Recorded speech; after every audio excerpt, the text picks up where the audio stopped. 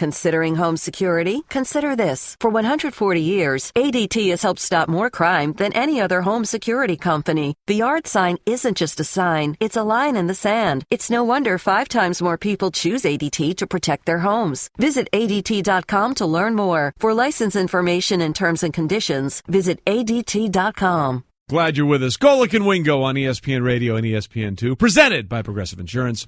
All phone guests, like Peter King in a few minutes, will join us on the Shell Pennzoil Performance Line. Mike, you know what I'm confused about? What's that? Bitcoin. Bitcoins. Yeah. You get that at all? I wish I was involved. I wish I'd bought them a long time ago. Yeah, how about it? They're up to like 16,600. Yeah. I don't, Bitcoin. Yeah. To me, it's like war. Wins above replacement. It's all mythical and magical. You don't understand it, yet it leads to some people making a whole lot of money, which makes us want to be involved. Not us. So maybe we should have paid a little more attention at some point, huh? Stanczyk's laughing at us. I think Stanczyk is like a Bitcoin genius, right? I think he's one of those guys that's probably soaking it in. I don't know if anybody understands Bitcoin, yet people are getting rich off it. It's really amazing. I guess I'm just saying that because we don't. All I know is that we're not getting rich off it. Well, one thing I will say, when we talk about Cliff playing the music coming back at different points of the show, that he's playing a lot of our era music at times, and both Trey and I are in our 50s. Justin tweets in, with all due respect, I'm about half your age and have known every song played when coming back from commercial break. Yeah. My parents raised me right. There you go. Love Was that Justin. Justin, you're in the club. Yeah, I like that a lot. You're in the club. Been good to us. And then, you may not be so happy now. Why is that? Vinny took a shot at you. Vinny took a shot. You're wearing kind of like a athletic It's a Johnny O type of a zip. Yeah. pullover type thing. Yeah. And Vinny says, what's up with Wingo and the way he's dressing? He looks like a backup goalie for an indoor soccer team. He won't even let you be the starting goalie. Well, I think that's probably a wise choice. Yeah? I think I'm dressing to the height of my athletic prowess. Did he hit you? Did he hit the nail on the head? I think I probably would be a very good backup goalie for an indoor soccer team. If you tried your hardest in sports in your life, you think the highest you would have hit is a backup goalie on an indoor soccer team? Maybe third string. Maybe the guy they call when the first two are down, and they say, look, we won't play you, but we need someone on the bench just in case all hell breaks loose. Are you the guy that wears the sweats and underneath you don't really have your uniform on? Oh, no, I got Coach, I don't have my uniform. Go on in, Wingo. Coach, I don't have my uniform on. Got to keep the zip on, Coach. I got a deal I'm working with here. So, Vinny, you're right. I mean, you're right. I'm dressing for what I am athletically. There you go. And we're glad we got that cleared up. And by the way, Justin, you're in the club. And Cliff, by the way, is the decider of who gets in the club. That's very true. All right, we got Peter King coming up in a few minutes, but let's do what we do sometimes off the top of the hour with... It's time for... Off the Top. Whether you like it or not, it's just beginning. With Golic and Wingo.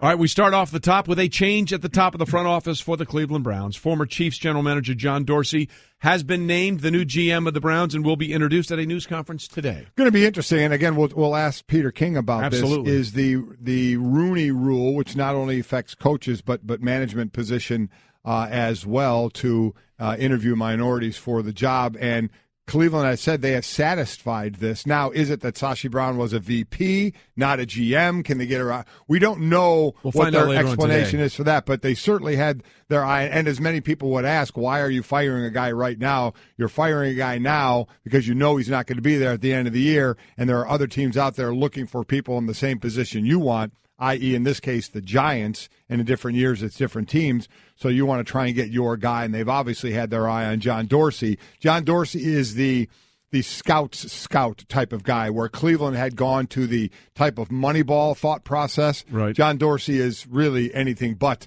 the Moneyball type of process. So we'll see what he does with the rest of the management team there with the Browns. Well, that's the thing. What does this mean for Paul DePodesta? Right. And what does it mean for Hugh Jackson? Because they've already said Hugh's coming back next year. Well, if you're John Dorsey, don't you want to have your own guy? Very tough. Nothing against Hugh. I'm just saying, if I'm the GM and I want to put my fingerprints on this team, let me put my fingerprints on this team. That's normally the way it goes. Yeah, the GM picks the coach. All right, we'll see what happens going forward. Again, we'll touch on that with Peter King when he joins us in just a few minutes. We continue. Off the top. Baker Mayfield doing that EGOT thing, Emmy, Grammy, Oscar, Tony. Yes. He is cleaning up. He won the Heisman. He's a Heisman Trophy frontrunner, which we think he's going to win in a landslide on Saturday. He won the Maxwell Award Thursday night for the Player of the Year, the Camp Award for the Player of the Year, and the Davey O'Brien Award for Best Quarterback. Yeah, he's won them all. Obviously, he has the playoffs going into that to worry about, and we'll watch that in a couple of weeks. But a lot of discussion then is going to be, where is he going to go in the draft? His name was not brought up with the other quarterbacks, the Josh Rosens, Josh Allens, and Sam Darnolds and Mason Rudolphs and those types. Now it's being brought up, and should it be? A lot of people are asking. And a tweet says he has the X factor, kind of like Wilson and Drew Brees, who didn't have the prototypical size. And to that point, Baker Mayfield's like 6'1". He's listed at 6'1", 220. Right. So we'll see what his actual numbers are when he gets to the combine. But he isn't a prototypical size. The big plus for Mayfield, he's got a lot of experience, and he seems to have that it factor, which I do think is. I said that about Deshaun Watson, who is very talented, obviously, correct, in the pocket, outside of the pocket. But I thought he had that it factor as well. And it certainly seems Baker Mayfield has that, but the evaluation process will be very, very interesting going forward with Baker. Yeah, he may be the most interesting guy of all the quarterbacks in the draft, where you see him falling because of the things you're talking about. And lastly, on Off the Top, little NBA news, the Nets have acquired Jahlil Okafor in a trade with the 76ers. Brooklyn has also landed guard Nick Stauskas and 29 second-rounder, while the Sixers get Trevor Booker. Listen, he wanted out. He played just 2 games this year. He's the 3rd choice in the 2015 draft. You see, it's Ben Simmons and Joel Embiid. They are the stars of that team, and they are true, real stars. Okafor isn't finding a place on that team, so he's like, basically, let me go somewhere else, and somewhere else is the Nets. So you make that move, and now he's happy. He's going to go play and get to do his thing, but I like to keep this on the 76ers, because going back to Sam Hinkie and the plan that he had, and he's nowhere to be found anymore, but he's just going to watch from afar as his plan comes to fruition. Yeah, listen, it's working out. By the way, Joel Embiid had the greatest line ever about Jahlil Okafor. It said, "I love you, and then I'm going to kick your ass 4 times a year when I play." There you go. So it's pretty straightforward. Mm-hmm. All right, and that was Off the Top, and we move on now, and we're delighted to be joined by Peter King of the Monday Morning Quarterback, who joins us on the Shell Pennzoil Performance line, taking synthetic motor oil performance to a whole new level. Make the switch to Pennzoil Synthetics today. And Peter, speaking of making the switch, the Browns have done that. They may have landed the right guy in GM John Dorsey, but are you concerned at all about the process and how quickly this came about, and whether or not the Rooney Rule was satisfied in the way it's supposed to be satisfied? Well, the one thing we don't know yet, Trey, at least that I don't know yet, is how long this has been going on. I mean, has Jimmy and Dee Haslam, and whatever fact finders they have used,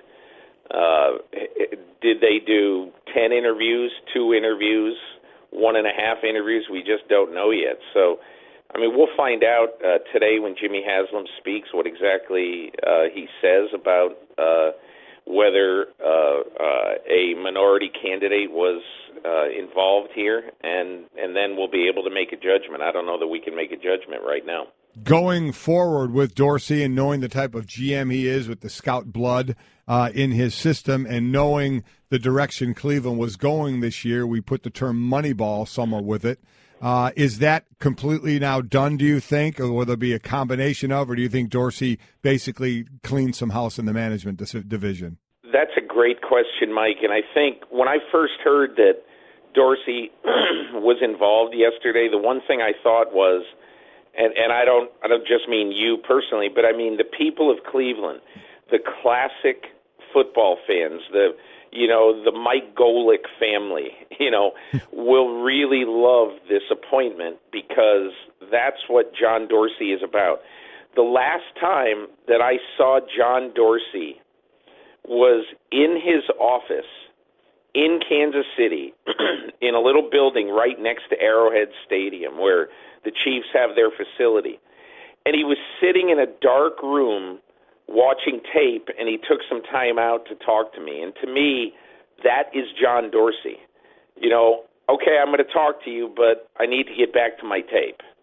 And he's a pleasant guy. He's a very, very smart football guy and a great judge of talent. And I think if Cleveland was going to pick somebody at this point, I just think he's a really good choice because you've got a football coach in Hugh Jackson who is old school football coach. And I think John Dorsey is an old school Ron Wolf trained football guy. And so that's why I think this is a better match than the previous one. Now, your question, Mike, about Paul DePodesta right now, that's my question too. And I asked the question to somebody there yesterday, and I got a we don't know yet back, and so we'll find out whether Paul DePodesta stays and whether he can have some role in this organization going forward. Well, yeah, and then, the idea, Peter, as Peter King from the Monday Morning Quarterback joins us, that Jimmy Haslam has already said, hey, Hugh Jackson's coming back next year. It does seem like you'd sort of want the GM to sort of put the pieces together, and it seems like some of those pieces are being put together for him. Yeah, and I mean, look, at this point, I believe that Sashi Brown was the guy who picked these guys, and Paul DePodesta wasn't. Paul DePodesta was an advisor. He was not a string puller. And so I don't think – I'm not going to really believe many people who say that DePodesta picked these guys because I don't think he did. But now I think it will be more of two guys on the same page, especially in a draft next year when you've got 5 picks in the first 2 rounds, and after bypassing so many capable quarterbacks, whether you like any of these guys a lot or not, you got to pick one of them. Yeah, Peter, whenever I go along these lines, I always go back to the old Bills general manager trying to sell the job. It's a good job, being the head coach of the Buffalo Bills. Could you make the argument now that they have a guy in Dorsey who, as you alluded to, is an old school guy who has a track record, and you look at the resources in terms of the upcoming draft that they have in 2018, an extra first rounder, 2 extra second rounders, 6 extra picks in total, lots of cap space. There actually might be real reason for optimism that this could be sort of the group that might be able to turn these picks into actual players, which has been the problem for the Browns the last few years. Yeah, well, we've said that, Trey, a lot with a lot of different, coach/GM combinations. And, the only thing I would say about this one is that to me, I think it's more of a match between coach, and I don't even know how well or if these guys know each other well at all, but knowing both men, they fit each other pretty well, I think. And I'll just say one other thing. I was talking to Joe Thomas a couple of weeks ago, and I expected Joe Thomas to be fairly reserved in his praise because Joe Thomas, to me, he's one of the ultimate, really honest guys who's going to tell you exactly what he thinks. Joe Thomas loves Hugh Jackson. He loves the guy. He thinks that he is the guy, no matter what the record is, who can turn this team around, and the players are listening to him and doing what he says. So I definitely think that this group has a chance, and now we'll see if they can do it. Talking to Peter King on the Shell Pennzoil Performance Line. Overall, and going into next year in a kind of a reactionary mode, we've seen on the field more players getting tossed. We've seen what's gone on with Mike Evans and Gronkowski and the fight with Crabtree and Talib, and then certainly the hits by Smith and by George Iloka. So we've seen all the different things and others that have gone on in the field. Now, Peter, there's all the talk now about should there be more defined games with action on the field? Should this mean 3 games to 5 games, a range? And there's also talk of are they going to institute the targeting rule that's in college right now? All in a reactionary measure of this is what's going on, how do we react to it? How do you think the NFL reacts to what's going on the field as far as discipline coming up next year? That is a great question, Mike, and I think it's on the mind of a lot of people around the league. I think it ranges from this was really one of Jerry Jones's flashpoints and what really had him hot in the off season, and that is he thinks the NFL is way too suspension happy.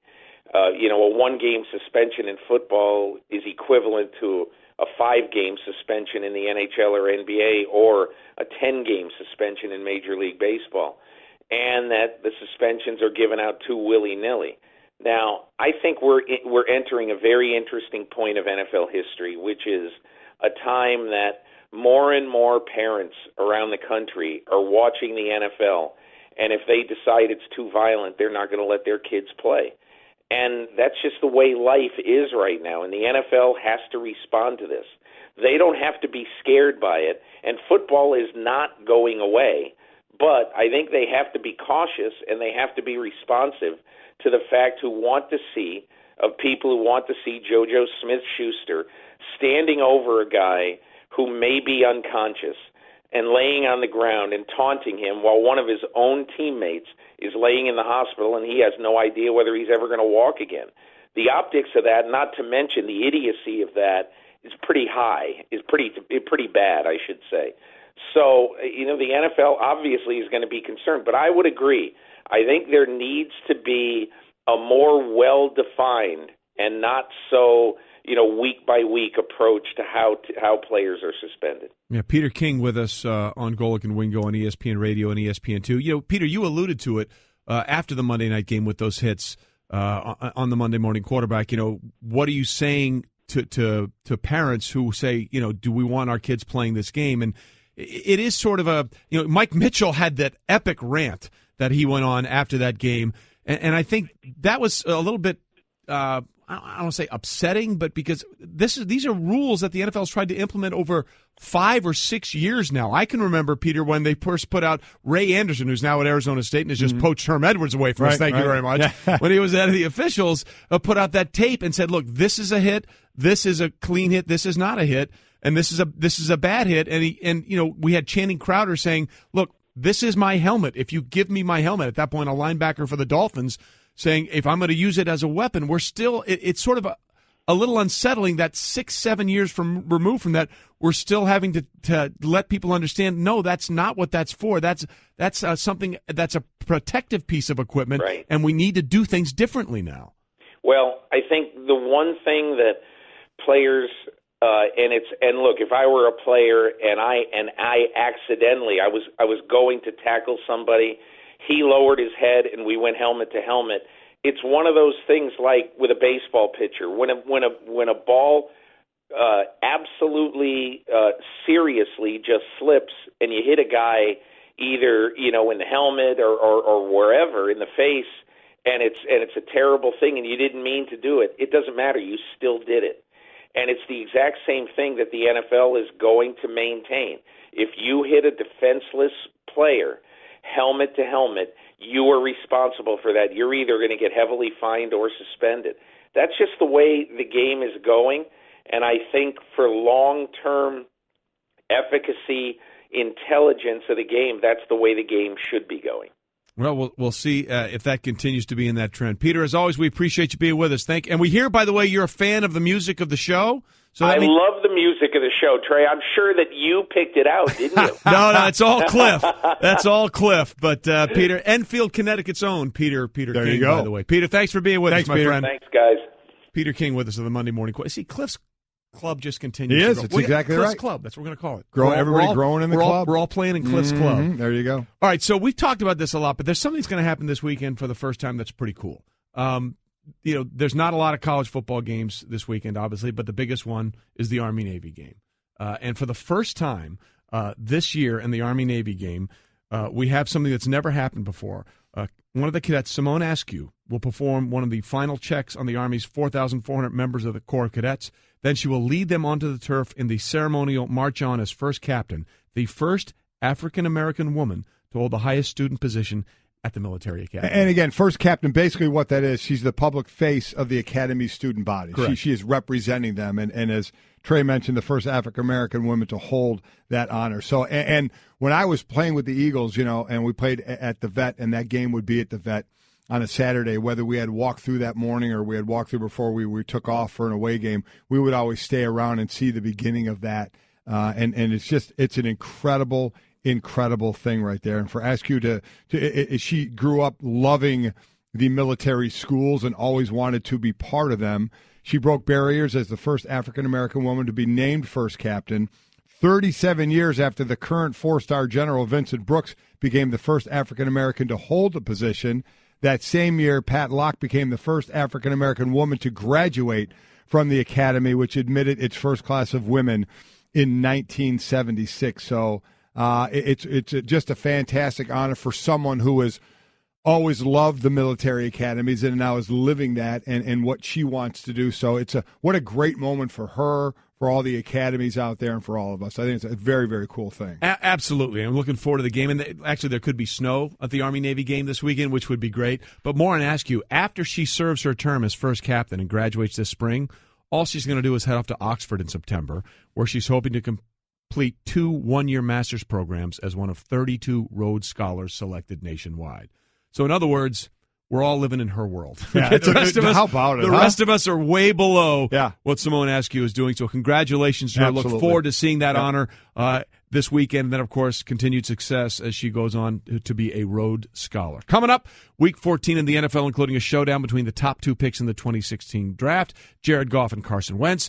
Hey everyone, Mike Golic here. Support for the Mike and Mike podcast comes from our friends at Rocket Mortgage by Quicken Loans. Chances are you're confident when it comes to your work, your hobbies, your life. Rocket Mortgage gives you that same level of confidence when it comes to buying a home or refinancing your existing home loan. Rocket Mortgage is simple, allowing you to fully understand all the details and be confident you're getting the right mortgage for you. To get started, go to rocketmortgage.com/Mikes. Equal housing lender, licensed in all 50 states, NMLS, consumeraccess.org number 3030. Life happens. With ADT, you can feel safe with an ADT starter kit professionally installed for only $49. Call today and install an ADT starter kit that includes security panel, keypad, key fob, entry and motion sensors, and for a limited time, get a camera included and installed at no additional cost. That's a $449 value installed for just $49. Requires 36-month monitoring contract, QSB, and EasyPay. Activation and early term fees may apply. Certain marks excluded. License available at ADT.com, Florida EF001121, Louisiana F1639. All right, Trey, so you brought up Bitcoins before. Yes, for no reason whatsoever, except that apparently I don't know what they are, and they're worth a lot of money. Bitcoin is worth $16,000? I think it's up to $16,600. It was at 17 at one point yesterday and fell so back. It's gone down. Oh, no. So you missed your chance. How about this? Talk about getting in on the ground floor of things. That's something you'd all love to be able to hit something. You're on the ground floor before it becomes big, and then you have it, and all of a sudden it gets big, and wow, you're a millionaire. British singer Lily Allen, who, by the way, is a sister of Alfie Allen, who plays Theon on Game of Thrones. Yes, or Reek, if you Rick from another episode. There you go. This British singer reportedly turned down a singing gig about 7 years ago for which she was offered, for pay, hundreds of thousands of Bitcoins. Okay, but at that point, they weren't actual money, so you would have had to say, okay, I'll take a shot on these, pay me in those. She didn't. 200,000. By the way, today 200,000 Bitcoins would be worth $1.5 billion. That's with a B. $billion. Oh, might want to rethink that one. Obviously, you don't know, but that's those chances. Say, you know what? We'll see where this goes. Yeah, I'll take it in Bitcoins. Give it to me. And just so people understand, that's 1,500 million millions. That's what. I know you like that whole million things. It's crazy, confusing to me. Well, that's the other thing. Like, there was some guy, I can't remember his name. He sold off like his 20% share in Apple for like $10,000 in the 70s. That would have been worth like $500 million. Oh my gosh! So, and that's look, I don't understand Bitcoins. If someone does, that's wonderful.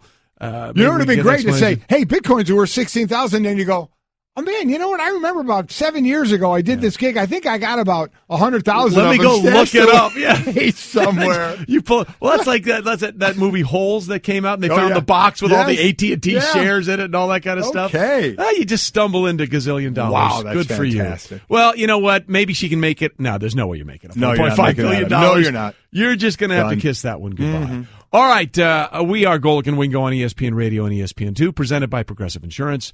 Look, lots to get into football-wise. You want to do it now? Yes, let's do it. All right, Week 14, let's play. This is 5 Point Stance on Golic and Wingo. All right, we start the 5-point stance with the big showdown this weekend in L.A. Jared Goff, number 1 overall pick in the 2016 draft.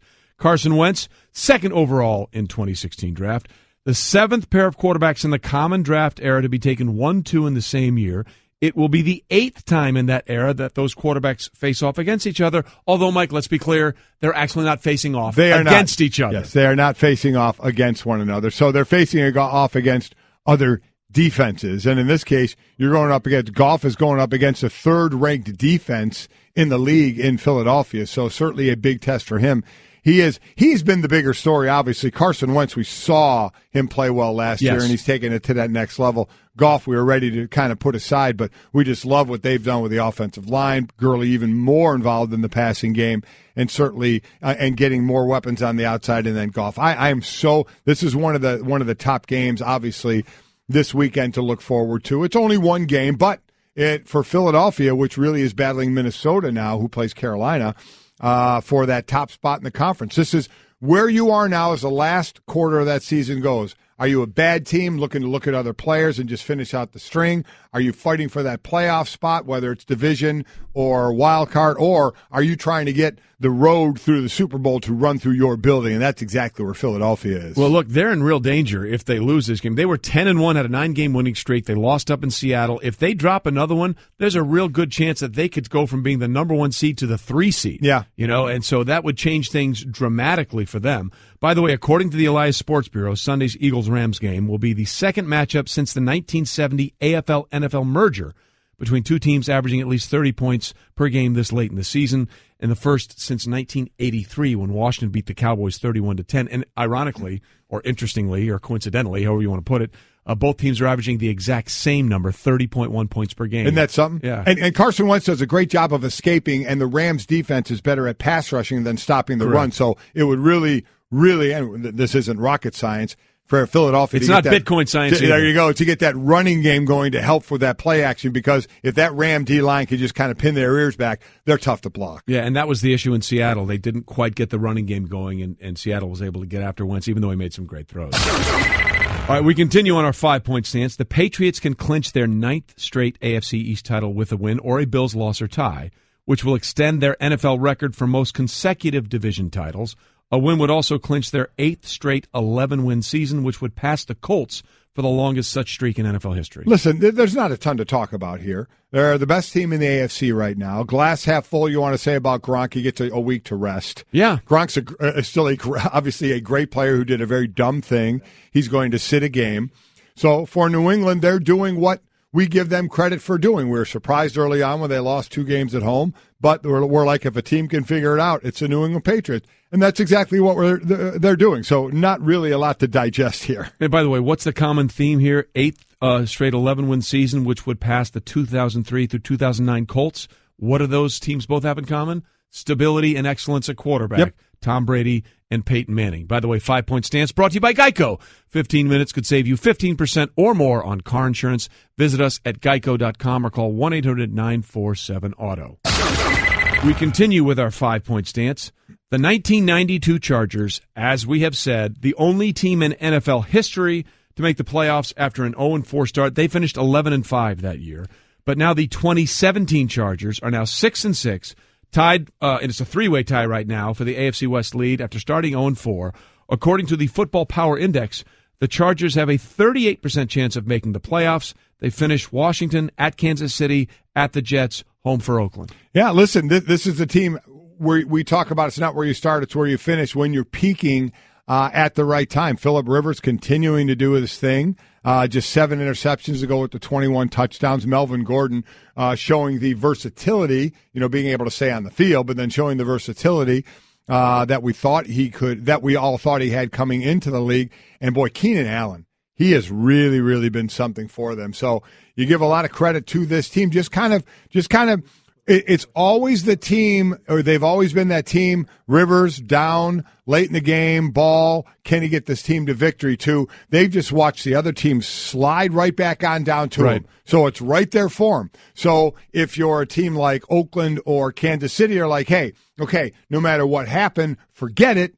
We're all 6-6. We all got a shot going forward. For the Chargers, it's like, hey, what we've done, remember it, because we're catching these teams that are falling back to us. So it's just a different vibe for each team in the way they're going. And again, a huge showdown also not involving the Chargers in the AFC West as the Raiders and the Chiefs get it going. And remember, the Raiders have already beaten the Chiefs in that epic Thursday night comeback where they had, 3 chances to get it in on the final play because of all the penalties. So a huge game in the AFC West coming up.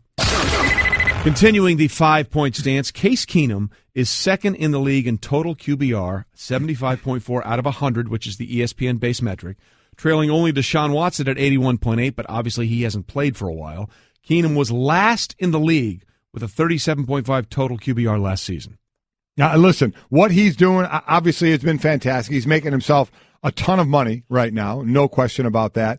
And so this team now in a battle, as I said, with Philadelphia for the top spot in the conference, and a tough game for them. Was it Carolina, right? Minnesota's at Carolina. Third straight road game. So you're going against a defense. This is, I think, one of the smartest. You look at middle linebackers that run defenses, and guys that have done it in a great way. You go back to, obviously to the greats up on through, and today there are guys like Luke Kuechly who dissect the play. They pre-read just like quarterbacks do on the offense, and the way he's able to do that and put his players in the right position. I'm really looking forward to this matchup because of the weapons that Minnesota has on the outside with the receivers in Thielen and Diggs and Rudolph at tight end. Lost Dalvin Cook at the running back position, but I'm going to love this because the talent on that Carolina defense is certainly there, especially in the front seven.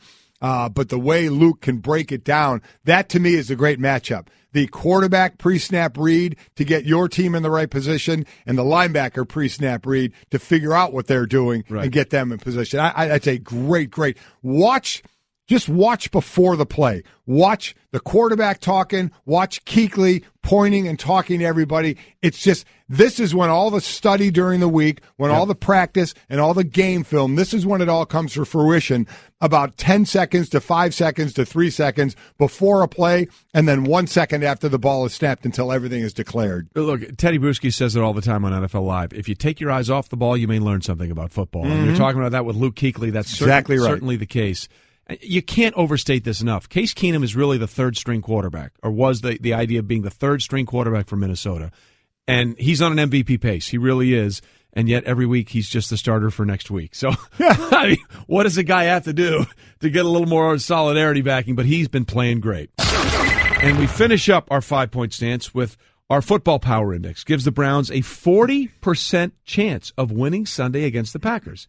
That's their best chance of winning the rest of the season. The Browns are 4-40 in their last 44 games. For all that's going on, Trey, the Browns players actually got some good news in the last day. Yeah. You know what the good news was? They know who their coach is next year. Correct. There is something, because I've certainly been through this, we're coming to the end of the year, you know you're not going anywhere, and you don't know if the coach is going to be there. So, listen, I know most people just watch and you say, well, you're just supposed to go out there and play. Just go play. That's what you do. But, man, when guys' livelihoods are on the line, moving families, all that thought process is on the line, it can take on a different air. So, to me, there is something for the players, at least the comfort of knowing that head coach they're listening to, who's directing them and coaching them, he's going to be the guy that's coaching you, and most likely means the guy coaching your position, he's going to be there as well. Right. And that's who players deal with the most. It's not the head coach, it's the assistant coach, of which if you get a new head coach, you're going to get a new assistant coach. So there is that small level of stability that the players did get yesterday. Yeah, absolutely. And look, it sounds weird that a 40% chance is their best chance, but that's sort of the way it is. They haven't won a game on Sunday in a couple of years. I mean, Hugh Jackson is 0 for September, October, and November in his career as the Browns head coach. They did have that win in December last season, but that was on a Thursday. By the way, according to the Elias Sports Bureau, a loss Sunday would give them the worst 45-game stretch in the history of the NFL. That would drop them to 4-41. And that was indeed the 5-point stance. Coming up, parting words from the key member of the process that you don't want to miss. Hey girl, have you done something new with your scales? Using new moisturizer? Nice. It really brings out the hazel in your eyes. Oh, hold on. Are you using whitening strips too? Your fangs look good, girl. Really good. A really charming snake charmer? Surprising. What's not surprising? How much you could save by switching to Geico. Wait, what? Have you been doing Pilates too? Geico. 15 minutes could save you 15% or more. All right, we roll on Golic and Wingo on ESPN Radio and ESPN2. And look, we're finishing up our second week of the show, and we're sort of here. We're, as you and Junior like to say, water is finding its level. But when we started the show a week ago Monday, we were very open honest. Look, we get it. It's a new thing. Oh, yeah. Mike and Mike were great for 18 years, and Mike's going to have his own show coming up later on in 2018, and we're going to be doing this, and everybody's going to be having their own fun, and it'll be a blast. But we understood it was a transition. Right. And we sort of made this joke. Yeah. That, look, we have a swear jar. You have a swear jar in the family. Every time you say something bad, you put money in, and then at the end you either donate it or you buy a prize for somebody or something like that. Exactly.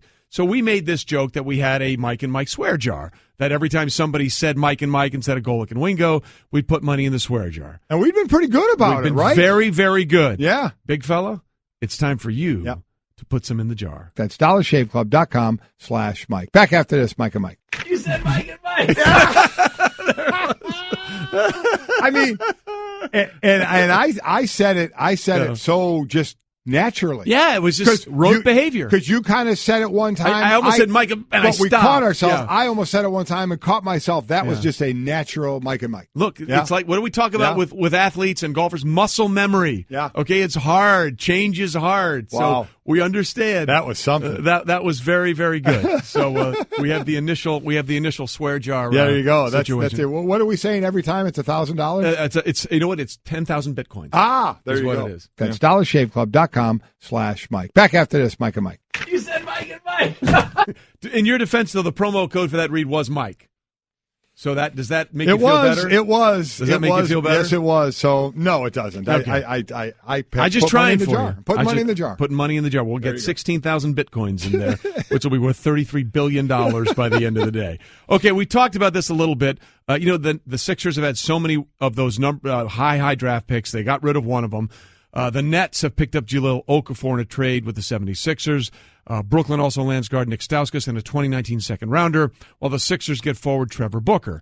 Okafor was the number 3 choice of the 2015 draft, has played in just 2 games this season. Obviously one of the reasons why Joel Embiid has been a monster. Ben Simmons has done great. And Joel Embiid, who might represent the process more than anyone else, he's played in 31 games in his first 3 seasons, said he had some parting words for his former teammate. Like everybody else, and texted him. What did you say to him? Oh man, I was just like, love you, new beginnings, love you, good luck, and then I made sure to let him know that I was going to kick his on the next.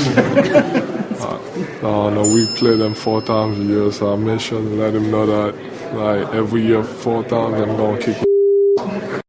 So that went very quickly from I love you to I am kicking your you-know-what 4 times a year. Yeah, listen, and for Okafor, it's been interesting. As you mentioned, a number 3 overall pick. Team president Brian Colangelo said he reached a deal with a team he declined to name to trade Okafor last season until it fell apart at the last minute. That led, as you can imagine, to a pretty awkward situation after that where you think you're getting traded, then you're not, and then you got to go back to the team that tried to trade you. Okafor didn't even travel with the team during the trade deadline. He did lead the Sixers in scoring as a rookie with Embiid out with injuries. Okafor played 55 games last season, never really messed with Embiid. Oh, and then Okafor started piling up the did not plays, the DNPs. Those stretched into this season, and obviously life is going to go on without him.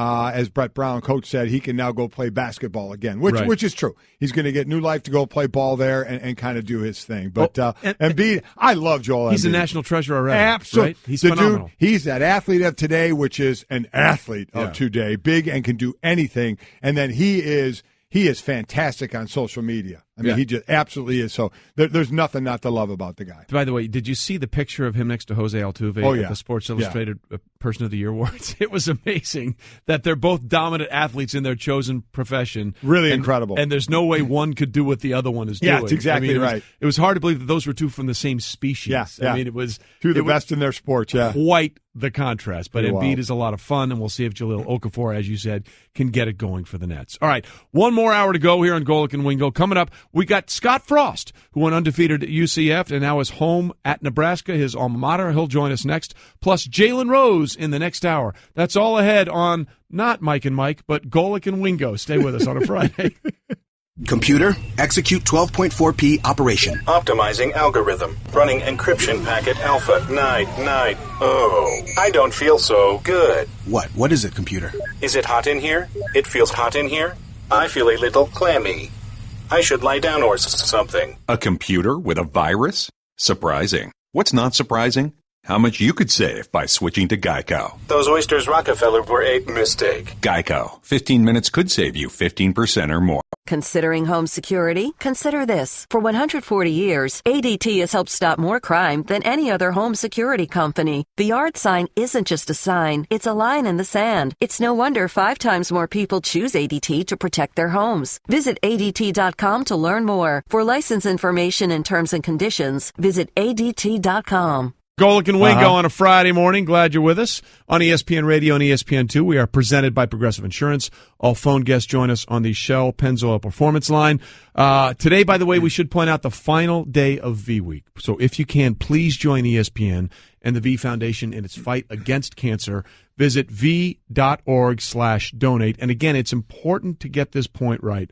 Every single penny that you donate goes directly to the fight against cancer and the research. There is no administrative cost. By that, what we mean, just so people understand, the V Foundation is fully endowed, fully funded. That's already taken care of by other things. So every single penny, dollar you donate goes exactly to where you want it to go, to the research to fight against cancer. Yeah, and we appreciate anything that anybody can give. We know you have different areas or different focuses maybe that you have with foundations or charities, and obviously, that is fantastic for what you do, but for those that can give to this cause, we truly do appreciate it very much. Absolutely. So do what you can. Again, it's the final day of V-Week for us, something that's near and dear to our hearts for a lot of reasons.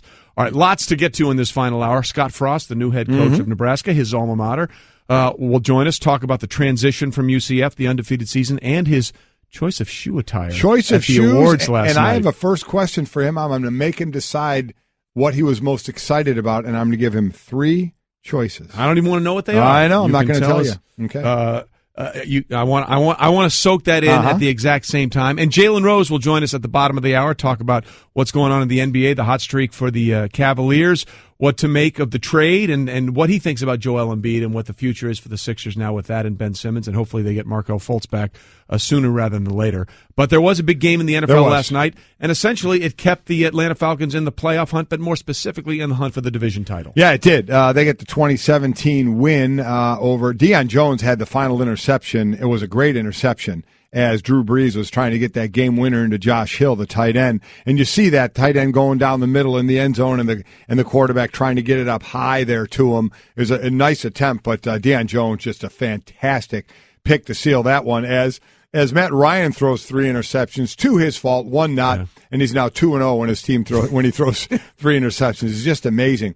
One of the biggest differences here is we've talked a lot about, we know the high-flying passing game that both Matt Ryan can have and Drew Brees can have, but New Orleans was 2nd in the league in rushing, and Atlanta was 6th in the league in rushing. These two teams have had a two-headed monster of rushing attack. Now, Freeman missed a little bit of time, and so that had dropped a little bit, but when both teams have both their running backs, they are tough to stop. Well, we saw it what we saw last night was a little bit of old school how about that, Saints, because Alvin Kamara gets hurt early in this game. He already had 3 catches, though, and a couple of runs. And Mark Ingram came into the game with a bad toe, and now he had to foot the load, no pun intended. But they only ran the ball in a close game. They only ran the ball 15 times. Brees threw it 35 times. So the game plan really changed when Kamara went out of the game, and you had the bad toe for Ingram as far as carrying the load, and it was Atlanta that was able to take advantage, even with the 3 interceptions, of getting the job done. Yeah, and it's really interesting, and it brings up the question: do we trust Atlanta? Are you willing to trust Atlanta now? Because they've been sort of all over the map. They had that big win against the Cowboys where Adrian Claiborne went nuts. By the way, he finally got his first sack since the six-sack game. I think he's one more sack away from getting that bonus up from $750 to over $1 million. Nice. And if he can get 3 more, I think it goes up to $1.25 million. And I'm sure the Falcons, when they wrote that incentive clause, Adrian Claiborne, not really a sacker, but hey, if you get 12, we'll give you $1.25 million. They're going, uh-oh. My bad. Got to write a larger bonus for Adrian Claiborne. But do you trust him? Are you willing to trust Atlanta now? Offensively, I do, even though they didn't put up a ton of points last night, but New Orleans defense, we know, is playing better. They have the ability to have that breakout game and score points with what they can do. Defensively, I think just like with New Orleans, we're not used to seeing New Orleans with a really good defense, and quite honestly, we're not used to seeing that out of Atlanta, though we did see it obviously some last year when they went to the Super Bowl. So that's the side of the ball. Listen, I know Matt Ryan, when push comes to shove, you could throw a 50-50 ball to Julio Jones and things could work out well. Or you could have the two-headed monster rushing attack. I know at times I can trust Drew Brees to make that quality throw to help the offense. So I still look at the defensive sides of the balls as a side of the ball that I need to see the consistency from. And we got the big play from them, last week, or last night rather, with Deion Jones with the interception. And quite frankly, their defense was the reason they were in the game last week against Minnesota. I mean, they basically kept Minnesota from pounding the rock and having the big plays to Thielen and Diggs. It was the offense that's just sort of sputtered their way through that game. Yeah, it is. So you're waiting, you want that, but you know, at least I feel like that offense can break out. But that defense, I really do. You know what Dan Quinn wanted to get there, and he got it. So we got it that speed. It's a little more undersized, but they have the speed. Did you see the one offensive play that they had last night by the goal line? Poe, the nose tackle, was a fullback. Yes, and Tyson Brya also went out. So you had a D lineman who was eligible, and you had an offensive lineman who was eligible in the end zone at the same time, and it was an incomplete pass. Right. I love the creativity. Yeah. Dontari Poe has thrown for a touchdown and caught a touchdown. He's running an out route from a fullback position. Yeah. I thought to myself, and I put that on Twitter, when you have two linemen go out in an end zone package as wide receivers, you're maybe doing too much. Is that really none? Really? I mean, Tyson Bryo at the back of the end zone and then Dontari Poe. You do one or the other. Yeah. But why don't we let Mohamed Sanu, Tevin Coleman, Devontae Freeman, and Julio Jones be the ones that go all over? That was very I thought that might have been taking it one step just to say, hey, look what we can do. Look what we can do. And you know what it was? Incomplete pass. Incomplete pass. All right. Yeah. So you who didn't have a lot of incomplete passes or any incomplete games this year? Scott Frost is the head coach at UCF. And, of course, Scott Frost is moving on to his alma mater, the new Nebraska head coach. And he joins us now on Golic and Wingo. First of all, Scott, congratulations. It's been a great season for you, and obviously a crazy Saturday where you took the Nebraska job, and then you had that amazing title game about Memphis. That had to be sort of one of the most weird days you've had in a long time, but it literally came out as a win-win. It was bittersweet. It really was. Having that championship with the guys was special. That's an unbelievable group of men down there that made that happen, and it was as difficult a thing as I've done to leave them, but then getting up here to my home and my alma mater and being greeted by a bunch of former players and family, it was a special day. And we'll certainly get to that. Let's talk about the broad picture of the playoff situation right now. Here you do win all your games that are in front of you. You do all that you can do. And yet, even if it were an 8-team playoff, you guys would have been left out because you sit at number 12. Do you see it changing at all or how it can change? Because right now you're not in the Power 5. It's like you're hitting a glass ceiling and not getting past that. Mike, I think, to be honest with you, I think the glass ceiling was put there intentionally. It was apparent to me that every single week the committee made a decision. We have to keep them at a certain place in the rankings so that we don't run into the trouble of having to move them up if people ahead of them lose. And every week a new 2-loss team or a new 3-loss team was moved ahead of us. I remember Iowa State getting moved ahead of us. Everybody thought they were great. They lost the next week. Then Washington State, all these people kept getting moved ahead with either 2 or 3 losses. Finally, they moved Stanford ahead of us, who must be better than UCF because they're a Power 5 team. Well, they lost to a Group of 5 team. So I think a lot of assumptions were made. And to answer your question, I really think if it was an 8-team playoff, we might be 6 or 7. UCF might be 6 or 7, because at that point the committee might say, okay, now that there's 8 teams, it's okay to have a group of 5 team in. I completely agree. I've always said I think it should end up at an 8-team playoff, and that's the way a group of 5 team can get in, and I agree with you. I think it would have went that way. But, yeah, it's got to be so frustrating seeing these teams losing and passing you to boot. So does that put even more on your that final talk to the team in the Chick-fil-A Peach Bowl where you're playing against Auburn, a team that was 1 game away from being in the playoffs? Now, they're not going to be in the playoffs, but you do get a chance to prove yourself against one of the top teams in the country. Listen, we haven't talked about it all year because I didn't want to be one of those coaches that started talking about it, then you lose the next game and you look like a fool. But we're there now, and we have a lot of other things to deal with. Our staff has to get back and make sure the players are okay, make sure they're okay with us coaching them, try to rally them to play one more game together. We're playing against a really good team, so we have a lot of things to worry about. But I do think there will be a little bit of a chip on the shoulder of some of the guys that feel like they may have been slighted a little this year.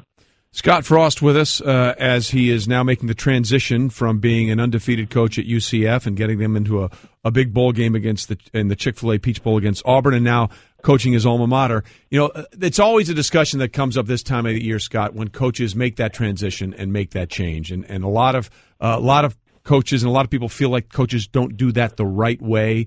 But it seems like from top to bottom, the way this has been handled from UCF for you and Nebraska, it has been done the first-class way and making sure everybody's taken care of. I loved the photo that UCF put out of you with your teammates, or your players, rather, after the game, saying we sent him out a winner. How important was it for you to make sure that process was respected on both sides here?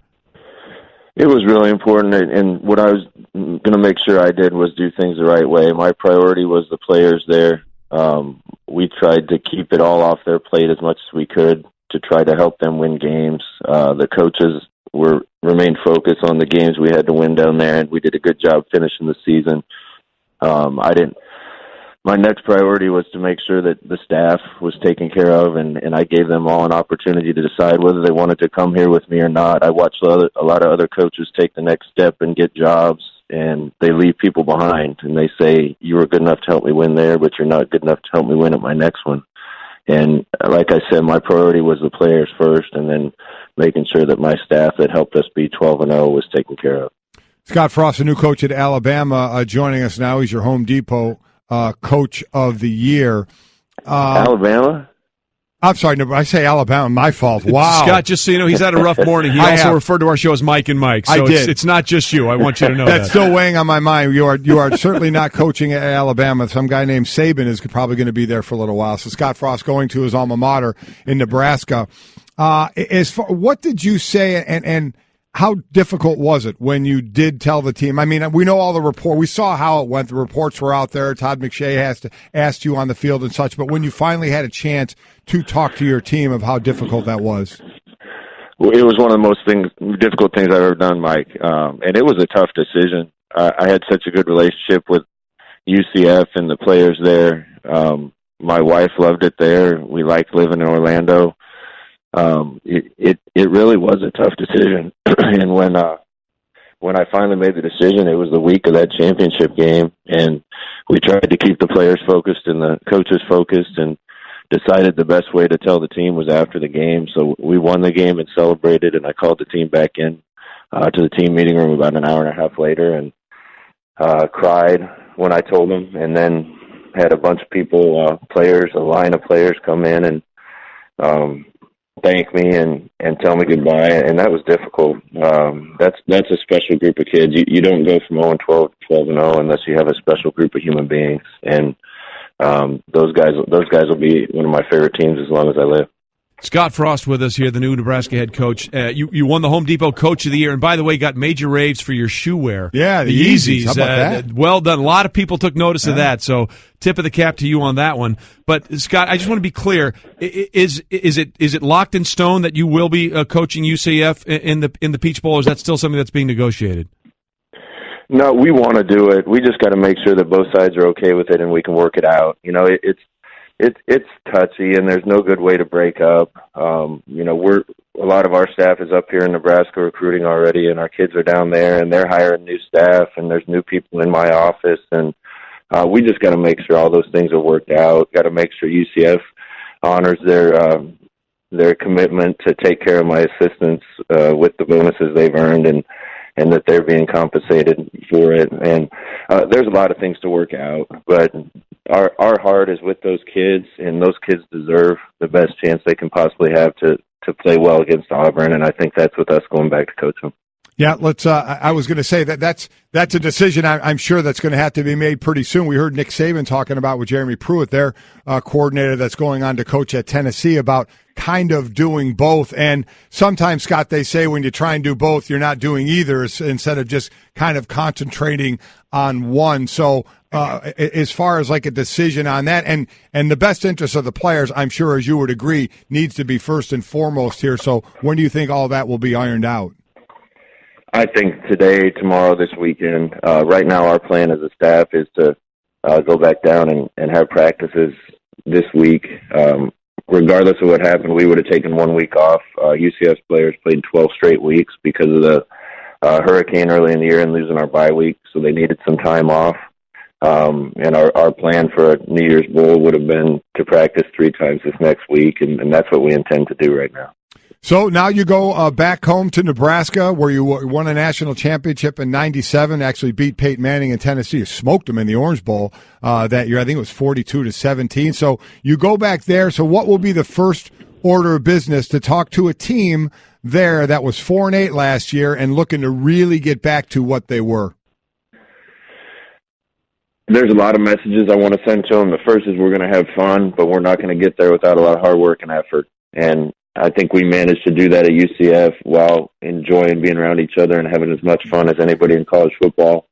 I don't want to make it about me. I don't want to make it about the past. It's about these kids, and it's about the here and now. But I want our players to know there are standards at Nebraska that we're going to expect and the people here expect. We're going to have a tough team. We're going to have a physical team. We're going to work harder than anybody else on the field and in the weight room.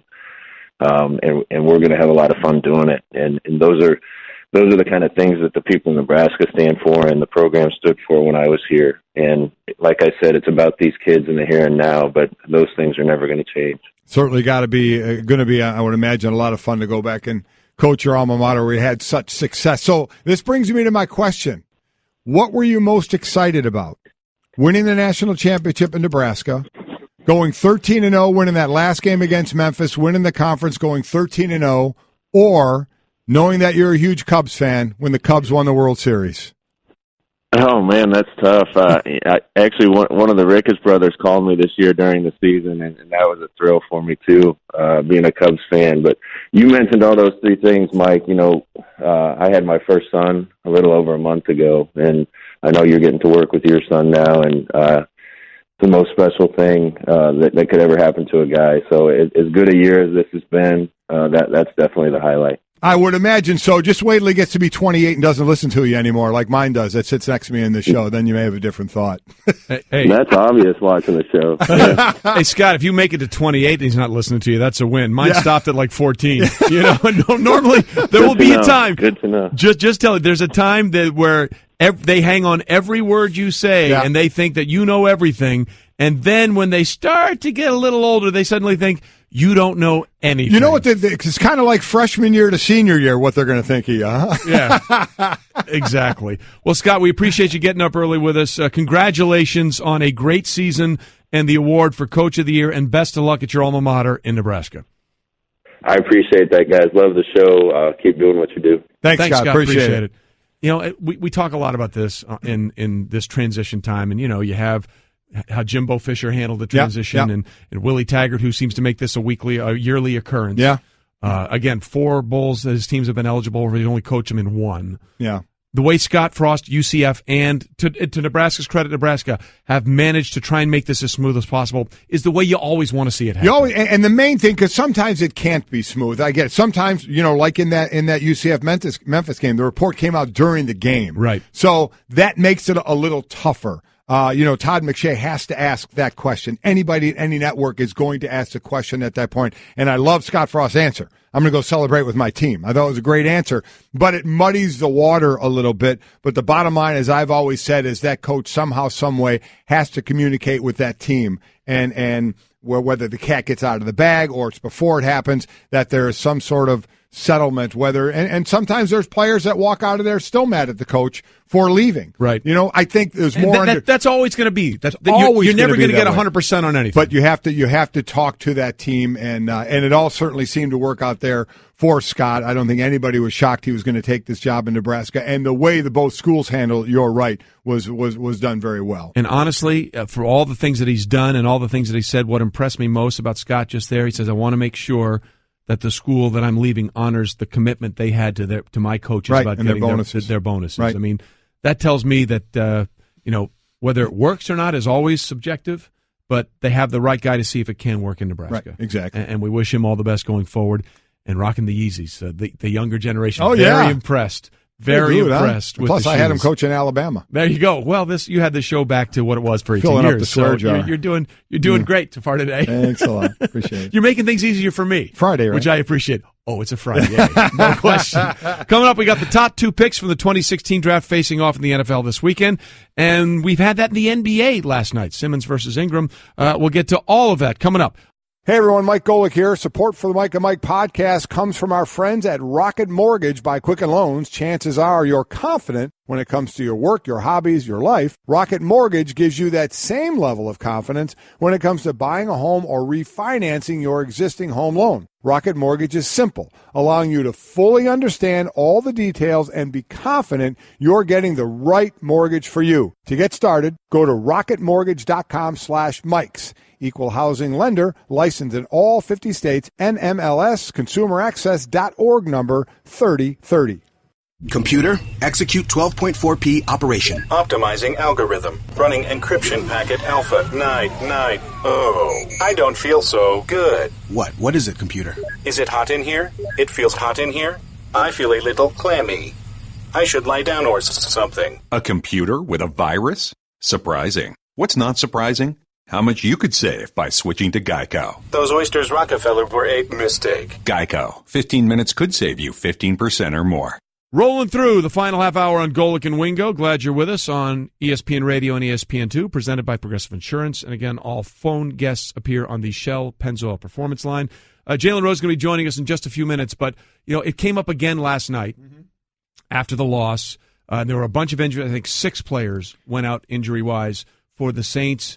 Thursday night game. This has been sort of a recurring theme every week here after a Thursday night game, most notably with the team that loses. Right.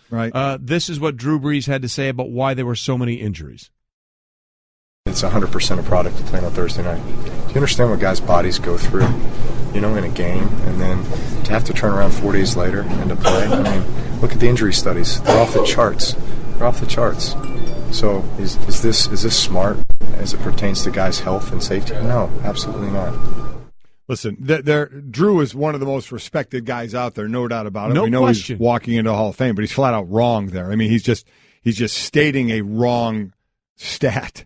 There are no more injuries. In fact, there are less injuries on Thursday night by average over Sunday and Monday games. We for the last 4 years there are less injuries. There are basically turnovers. So if you want to go away from the injuries and say they're ugly games, the turnover rates are flat. There's no more turnovers on Thursday nights. The only thing there's more of is there's 3 more total penalties per game on average than on Sundays and Mondays. But the main thing is it's about the health, and the injuries is just a false statement. And listen, I'm a former player, and for most of the time, just about all the time, I'm on the player's side on things, but I also, am sitting in this job and being an analyst and looking at numbers and saying that's a wrong statement. There aren't more injuries on Thursday, and everybody complains about the Thursday games, and I'm not sure what the answer is going to be because the owners are not giving up money. Nope. So, and in comparison or along with, the owners making their money is tied to the players because they get a percentage of it. So if there's less money out there, the players are getting less money. So no, I know nobody's talking about that.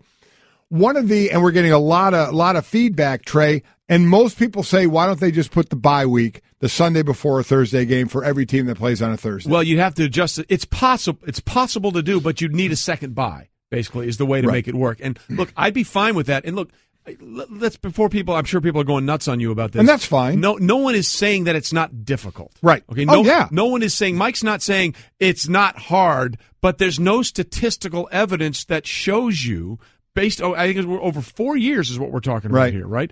That the injury rate actually goes up. I mean, the Falcons, for example, had no injuries in that game. They had none. They had none in that game. And New Orleans had, what, 5 or 6 right in that area there. So you could say for the one side, look at all the injuries, and the other side, look at no injuries. So I don't know where you want to go with that. And now, can you talk about cumulative effect? Maybe you don't get injured on Thursday, but you had less time to heal. So are you more susceptible that next week, which, oh, by the way, is now 10 days away? I did 2 Thursday games, 2 Thanksgiving games, which are on Thursdays. And it is tough. It's definitely tough. You don't put pads on. It's way more mental than anything else. You go through that, and physically you're just trying to recover. And it is hard to do.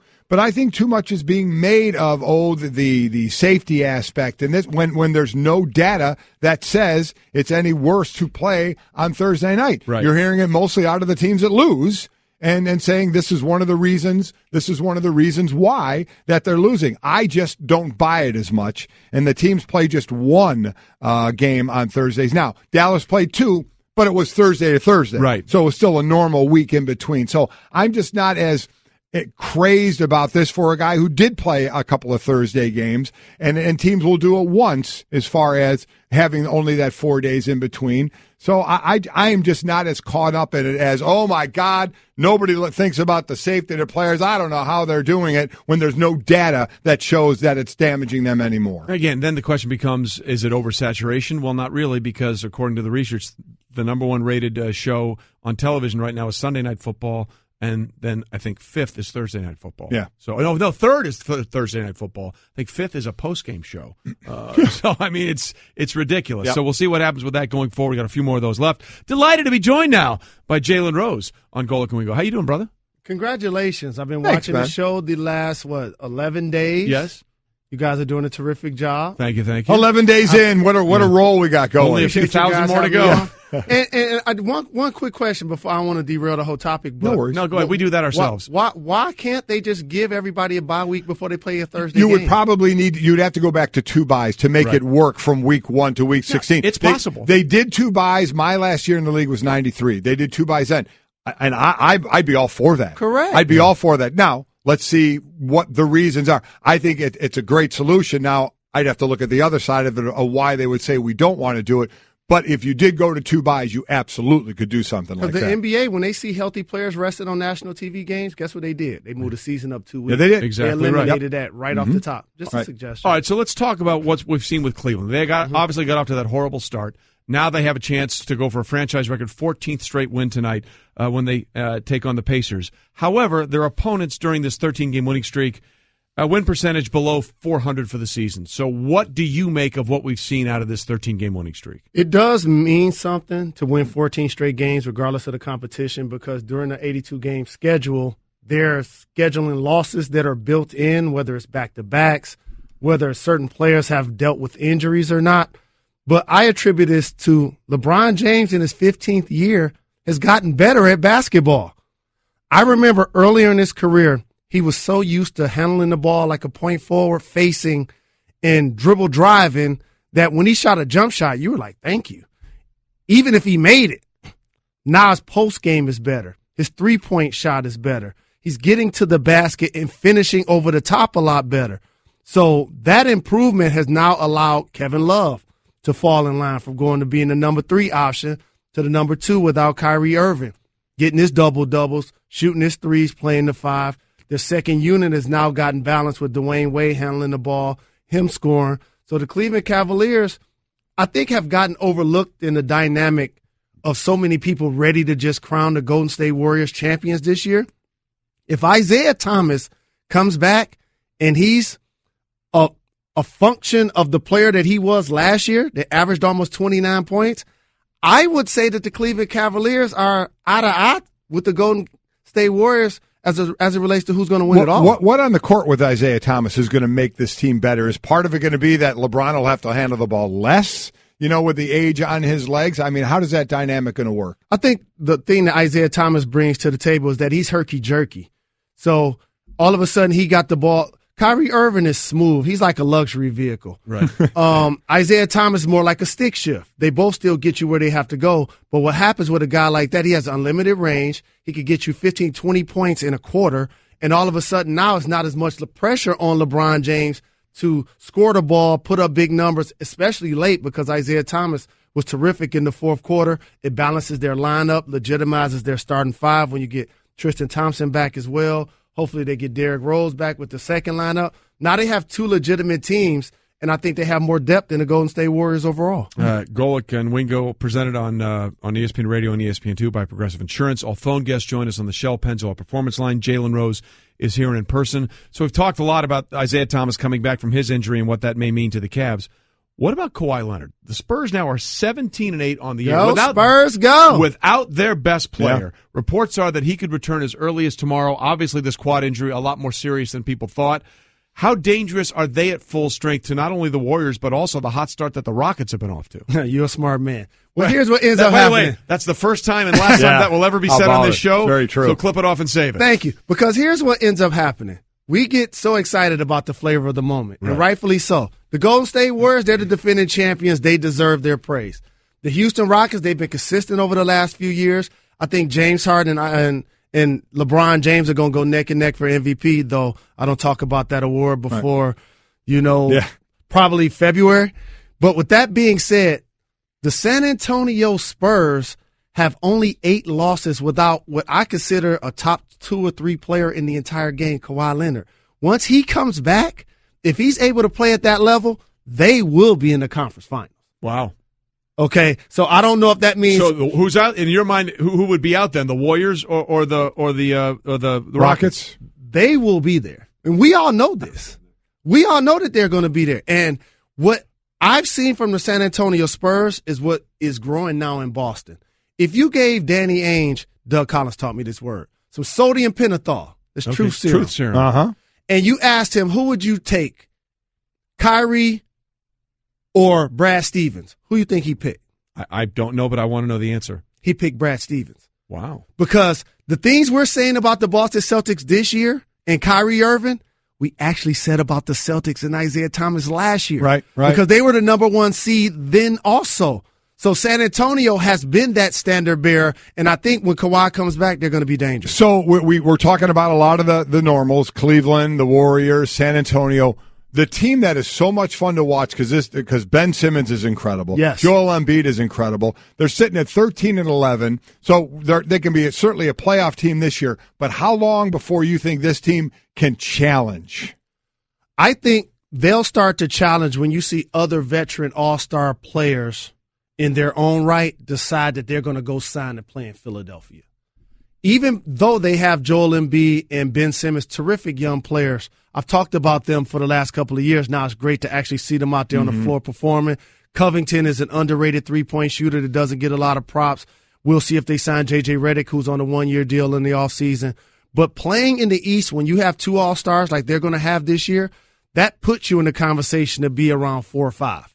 Now, if they can add somebody, like I mentioned, say a Paul George happens to shake loose and go there, or a player like that, that now catapults them into the conversation of the Boston Celtics and the Cleveland Cavaliers. But right now, those 2 teams are so head and shoulders above everyone else, it just becomes a different conversation when you start to talk about other teams that are playing well, including the Toronto Raptors and the Detroit Pistons. Well, the Sixers are obviously interesting because Embiid is so interesting. I mean, the thing he said about the trade for Jahlil Okafor, I love you and I'm going to kick your bleep 4 times a year. The guy he's a breath of fresh air, and I think exactly what a lot of people are looking for in the NBA right now. He's a great personality, and you're going to get that from Enes Kanter playing in New York City also. Yeah. Already trolling LeBron. Yeah. No question. Young players that understand that while I could be productive on the floor with my points, rebounds, and assists, this is all about entertainment as well. Right. So I can get the fans involved. If I could be somebody that's fun-loving to the media, it adds to what we're trying to get accomplished, especially in those large media markets. Well, look, you have to, in an 82-game season, which is what it is, you have to do that, especially when less than half the teams are eliminated from the postseason. Right. The entertainment factor does come into it a lot more. Because think about it. We're talking about Philly. We're not mentioning the fact they lost to the Lakers last night, and they just lost to the Phoenix Suns the other day. Yeah. Real quick, any problem with what Lonzo did? Lonzo Ball,